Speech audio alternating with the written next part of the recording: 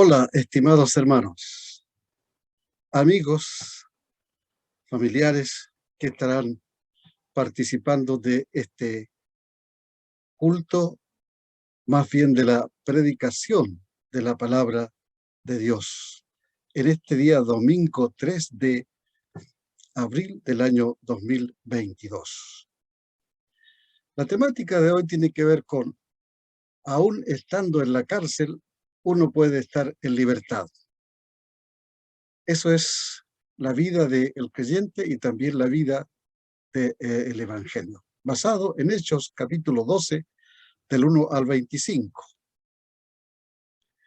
Luchar contra la verdad es luchar contra Dios. Luchar contra el Evangelio es luchar contra Cristo. El mundo hoy día está colocando muchas más ataduras de las que había antes. Hoy día hay persecución contra Dios, contra el Evangelio, contra Cristo. Sin embargo, a pesar de todas estas ataduras, el Evangelio sigue manifestando libertad, libertad para el creyente y libertad para que se proclame la palabra, su palabra, por el mundo. Ese es el testimonio del mensaje de hoy. Los primeros 5 versículos nos hablan de Pedro en la cárcel. Pero antes de que Pedro sea encarcelado, está el testimonio de un discípulo del Señor llamado Jacobo. Bueno, Pedro, antes de ser encarcelado por Herodes, Herodes Agripa, nieto de Herodes el Grande, que gobernó, ¿cierto?, la parte norte de Palestina, el sector de Judea y Samaria, entre los años 27 al 44 del primer siglo. Entonces,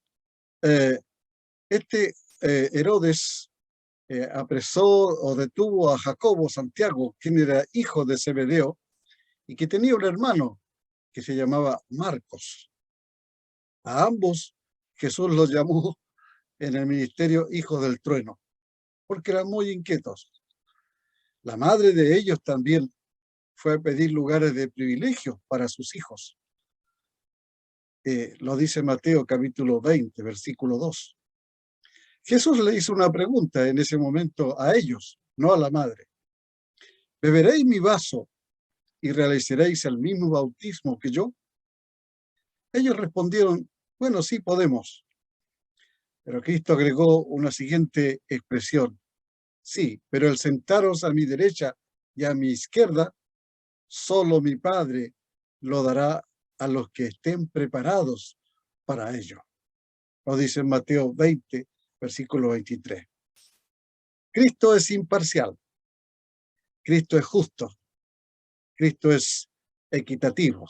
Es lo que manifestó en esa oportunidad.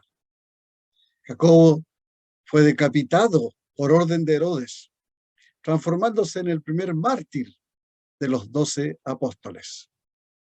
A continuación, la Biblia narra, cierto, los versículos siguientes, que Herodes detuvo a Pedro, lo llevó a la cárcel, más bien por política, por hacerle el gusto a los judíos, a quienes le agradó, porque ellos estaban en contra de lo que Pedro predicaba, y eran sus hermanos de raza. Lo encarcela custodiado por 16 soldados a Pedro, y esto es una manifestación inequívoca del temor que los líderes tienen a las acciones de lo que pueda hacer el hombre de Dios o de lo que pueda hacer Dios por el hombre, con el hombre. Prometió sacarlo después que terminara la Pascua, en ese tiempo, que hoy día sería la Semana Santa para nosotros. El mundo y los líderes del mundo ateos quieren encapsular el Evangelio. Podrán detener el cuerpo, pero el mensaje del Evangelio y el mensaje de la palabra de Dios nunca será detenida. Seguirá su marcha inexorable de un libre pregón. Bueno, Eso es el poder de la palabra, porque no se puede detener ni apresar ni contener el mensaje, la voz de Dios. Estar bajo el control del diablo en todo tiempo es inevitable que la vida vaya más bien cuesta abajo que en un progreso de avance positivo o de un desarrollo que traiga prosperidad. La segunda idea que se observa aquí es que Pedro es puesto en libertad. Versículos 6 al 11. Pedro estaba en la cárcel, sin embargo el evangelio estaba libre. Dice que la iglesia oraba sin cesar a Dios por él. Así termina la parte, digamos, del versículo 5.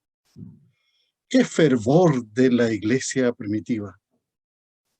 Orar sin cesar por aquellos que son sus siervos y que se les coarta la libertad para pregonar el evangelio salvador. Pedro estaba encadenado. Dios se hace presente por medio de un ángel. Se acerca hasta en los lugares ciertos el ángel o la presencia de Dios. Podemos observar aquí que Dios se hace presente hasta en los lugares más inhóspitos para ayudar a sus servidores, a sus colaboradores, a los que pregonan el evangelio y la palabra de verdad. Entonces, a través del ángel, Dios le toca, lo despierta, las cadenas lo liberan con la llave de Dios. Siempre Dios hace notar su presencia en medio de nosotros, de alguna manera. Aquí lo hizo con Pedro a través del ángel. Le ordena ceñirse, es decir, amarrarse bien los pantalones, como diríamos nosotros hoy. Atarse las sandalias y luego arroparse con su manto y a continuación seguirle. Pedro obedece, pero sin dejar de pensar que parece que lo que está experimentando es algo irreal. Parece más una visión que una realidad. Sin embargo, obedece y sigue al ángel. Pasan la primera guardia, pasan la segunda guardia y llegan a la puerta principal, la que se abre por milagro de Dios. Volviendo en sí, Pedro reconoce tres cosas. Primero, Dios ha obrado en su vida por medio del ángel. Dios le ha librado de una ejecución inevitable por parte de Herodes. Y al mismo tiempo se nota de que su pueblo, que aquellos que eran su raza, los que no estaban de acuerdo con él por la predicación que entregaba, por las actividades que realizaba, esos judíos que eran contrarios a Pedro y a Cristo, el Señor también, él nota que de alguna manera serán frustrados por el Dios soberano, porque ellos esperaban una ejecución de Pedro, pero Dios lo ha liberado. La liberación de Pedro es comparable a la nuestra. Antes de ser salvos nosotros, antes de ser libres nosotros, vivíamos encadenados en la cárcel de Satanás. Pero Dios nos libertó, Dios nos liberó por medio de su Santo Espíritu, cambiando nuestra mente, ¿cierto? Nuestro corazón, nuestra voluntad, y ha hecho de nosotros personas con una nueva creación, una nueva criatura, salvos y perdonados solamente por la obra de Cristo en la cruz. La tercera idea que se observa en el pasaje es que Pedro exhorta acerca de la vivencia que tuvo en la cárcel. Lo menciona el escritor en los versículos 11 al 19. Pedro presenta un testimonio que edifica a los creyentes. Va a casa de María, quien tenía un hijo llamado Juan, de sobrenombre Marcos. Este Marcos es justamente el autor del evangelio que lleva su nombre. Y Pedro se hace presente allí. Lo sale a recibir una muchacha llamada Rode. Lo atiende, escucha su voz, porque reconoce su voz, pero sin abrir el acceso, sino que da media vuelta y avisa a los demás que Pedro está a la puerta. Ellos no le creen, le dicen, parece que está fuera de sí al reafirmar que es Pedro. Ellos hacen notar que podría ser tal vez un ángel de Pedro o el espíritu de Pedro que a lo mejor está deambulando. Entonces se escucha de nuevo la puerta, porque Pedro insiste en llamar. Abren y al verlo ellos quedan atónitos, porque no podían creer lo que estaban viendo. Pedro entrega su testimonio de cómo el Señor lo había sacado de la cárcel. Sugiere que compartan este milagro con los demás. Vayan y digan a otros cómo fui enviado a la cárcel por Herodes, pero también cómo Dios me liberó por intermedio de un ángel. Se va de allí y acude a otro lugar, porque seguramente hay otros lugares donde compartir los milagros que Dios hace en la vida de sus servidores, de sus apóstoles. El milagro de Pedro podríamos nosotros compararlo con el milagro de nuestra libertad del pecado. Debemos compartir esta verdad. Un día estábamos nosotros, cierto, prisioneros de Satanás, pero Cristo a través de su obra en la cruz y Cristo a través de su poder, el poder del Espíritu Santo, vino, cierto, para darnos la libertad que necesitábamos de nuestra vida, de nuestros pecados, de nuestra esclavitud con el diablo. Tenemos que compartir esta verdad, este testimonio. Tenemos que compartir lo que Dios ha hecho en nosotros, darnos el perdón y entregarnos una salvación para la gloria de Dios, para la eternidad allá en el cielo. Podrán refutar muchas ideas que a lo mejor vamos a expresar, pero no podrán objetar lo que Dios ha operado en nuestro ser, cambiar radicalmente todo lo que nosotros éramos por todo lo que ahora somos. Debemos cuidarnos nosotros de la vida civil, de todos los que gobiernan en el sentido civil, laico, humano, terrenal. Dios nos cuidará en el aspecto espiritual. Dios velará por nosotros en la vida espiritual.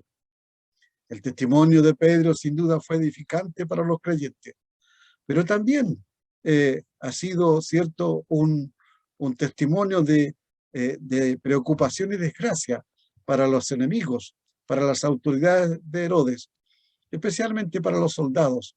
Ellos, los soldados, se alborotaron. Entonces, Herodes también se puso intranquilo y preocupado. Bueno, da órdenes para que lo busquen, de hallarlo como sea. Y aunque lo buscan por distintos lugares los soldados, no pudieron encontrarle. Dios nos protege bajo sus alas cuando ocurren estas cosas. Después de interrogar a los guardias, entonces Herodes ordena llevarlos a la muerte como castigo por su irresponsabilidad. La ley romana decía que un guardia que dejaba escapar a un prisionero debía sufrir la misma pena fatal del condenado. Así es como hoy día también la gente no puede contra el omnipotente Dios. Herodes, cierto, fue un hombre inmisericordia. Nosotros tenemos a un Dios que es misericordioso. Perdona, Dios, hasta las faltas más graves de nuestra vida y de nuestra conducta. Antes de concluir con el mensaje de la palabra de Dios, tengo que informarles que hubo un resultado crucial después de este acontecimiento que he narrado anteriormente. Está prescrito, ¿cierto?, en los versículos 20 al 25, que es la muerte de Herodes en una situación crucial. Versículos 20 al 25 habla de la horrorosa muerte de Herodes. Herodes quería matar a Pedro, pero no pudo vencer al Dios soberano. Mandó a matar a los soldados simplemente por acatar la ley romana. Recordemos que el Dios que controla la vida para nacer es también el mismo Dios que controla la vida cuando uno deja de ser. Es un patrimonio que está en la soberanía de nuestro Padre, de nuestro Dios. Herodes se contagió con una enfermedad interna y se pudrió, comido de gusanos, y murió después de 5 días. Son los datos dados por el historiador judío del primer siglo, Josefo. El cuerpo puede ser encarcelado, la palabra de Dios no. Podrán destruir el cuerpo, mas el alma no pueden destruir. Lo dio a entender Cristo en uno de sus mensajes. Todo el que quiera impedir el avance del Evangelio y de la verdad del Evangelio deberá enfrentarse con Dios tarde o temprano. Dios lucha por nosotros. Dios lucha con nosotros. Él nos defiende, nos defiende. Él es nuestro mejor protector.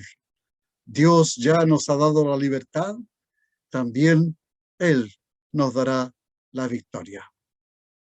Espero que Dios sea bendiciendo la vida de cada uno de nosotros al compartir esta palabra. Y les esperamos para que puedan compartir o puedan escuchar y recibir también el próximo mensaje, el próximo domingo. Que así sea, que Dios nos bendiga. Amén.